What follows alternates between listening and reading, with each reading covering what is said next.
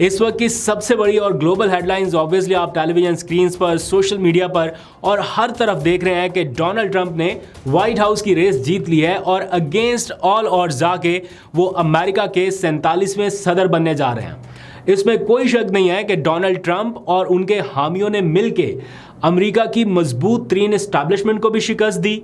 Corrupt Biden इंतजामिया को white house से बाहर कर दिया और साथ ही उस जानिबदार मीडिया को भी बदतरीन शिकस्त हुई है जो मुसलसल सिर्फ एक ही चीज़ पोर्ट्रे करता आ रहा है कि डोनाल्ड ट्रंप जो है वो कैपिटल हिल हमला केस के मरकजी मुलजिम हैं। उनका ट्रायल होगा, मंतकी अंजाम तक पहुंचेगा, ना सिर्फ ट्रंप बल्कि उनके हामी जो है वो सख्त सज़ा पाएंगे। ये वो सारी चीज़ें थी जो जानिबदार मीडिया जो है वो मुसलसल उनके हवाले से रिपोर्ट करता रहा, लेकिन अब ऐसा लग रहा है कि डोनाल्ड ट्रंप, उनके हामियों ने, अमेरिकन अवाम ने मिल के वो कैपिटल हिल हमला केस वाला जो पूरा बयानिया था उसको ना सिर्फ तहस नहस किया है बल्कि उड़ा के रख दिया है। और यूं अब डोनाल्ड ट्रंप जो वापस आ रहे हैं इक़्तिदार में, मजबूत तरीन इक़्तिदार के साथ, क्योंकि अब ऐवान नुमाइंदगान में भी उनको अक्सरियत है, क्योंकि पहले जब वो प्रेसिडेंट बने थे तो उनको सेनेट में कुछ मुश्किलात रहती थी बिल पास कराने के हवाले से, अपने ऑर्डर्स की कंप्लीशन के हवाले से या कंप्लायंस के हवाले से, लेकिन अब एक तरह से लाइसेंस टू किल है उनके पास, क्योंकि अब वो पूरी ताकत के साथ प्रेसिडेंट बनने जा रहे हैं। तो मजबूत तरीन इस्टेब्लिशमेंट जो है वो भी उनका रास्ता नहीं रोक पाई। तो अब अमेरिकन जो लोग हैं, ख़ास तौर पे जो डोनाल्ड ट्रंप के हामी हैं, वो तो बहुत ज़्यादा खुश हैं। ऑब्वियसली उनका होना बनता भी है कि उन्होंने एक लंबे इंतज़ार के बाद, एक शिकस्त के बाद वापस उन्होंने अपनी जीत हासिल की है। लेकिन अमेरिकन अवाम के साथ साथ अगर कोई और ज़्यादा खुश है तो ऑब्वियसली वो पाकिस्तानी लोग हैं या पाकिस्तानी अमेरिकन ज़्यादा खुश है। ऑब्वियसली ओवरसीज़ पाकिस्तानियों की एक रीज़न है डोनाल्ड ट्रंप की विक्ट्री से, वो कोई ढकी छुपी नहीं है, क्योंकि सबको लगता है कि वो इमरान खान के दोस्त हैं और वो उनके लिए कुछ ना कुछ कर सकते हैं। एक चीज़ आपने नोटिस की है कि हम पाकिस्तानी यहाँ पर बैठे, मतलब अपने इलेक्शन के बाद अगर सबसे ज़्यादा कोई सेलिब्रेट कर रहा है या जिसके ऊपर सबकी नज़रें थी, आप में से बहुत सारे लोग सारी रात देखते रहे होंगे, जागते रहे होंगे, मोबाइल देखते रहे होंगे, इंतज़ार करते रहे होंगे, वो मैप्स देखते रहे होंगे जहाँ पर रेड और ब्लू का कंपटीशन था, और जब जब रेड रहता होगा तो आप लोग खुश हुए होंगे कि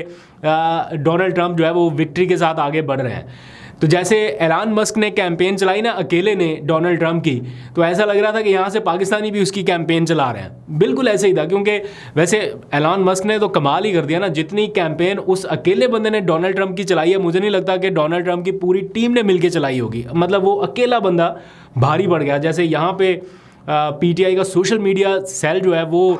एक मुश्किल तरीन हालात में इमरान खान की कैंपेन चला रहा था जब बल्ले का निशान छीना गया, जब ये सारा कुछ हुआ। और बाय द वे आपने एक चीज़ नोटिस की है कि अमेरिका में इंटरनेट बंद नहीं हुआ और इलेक्शन हो गया, वहाँ पे छुट्टी भी नहीं हुई, वहाँ पे अदालतें भी बंद नहीं थी, बल्कि इवन मैंने ये देखा कि किसी जगह पे इलेक्ट्रॉनिक वोटिंग मशीन्स में कोई तकनीकी प्रॉब्लम आया तो अदालत ने, जो वहाँ की मुकामी अदालत थी, उन्होंने पोलिंग का वक्त बढ़ाया और मेक श्योर किया कि जितने टाइम तक ये टेक्निकल फॉल्ट रहा है उतना टाइम वोटर्स को और मिले। पाकिस्तान में क्या था, छुट्टी थी, मोबाइल बंद था, इंटरनेट बंद था और अदालतें भी बंद थी, और एमरजेंसी में क्या हो सकता था किसी को कुछ नहीं पता कि कनेक्टिविटी का क्या राब्ता है, क्या जरिया है, और आपको सिर्फ वही पता चल रहा था जो मीडिया रिपोर्ट कर रहा था। वो झूठ है, सच है, क्या है, किसी को कोई पता नहीं था।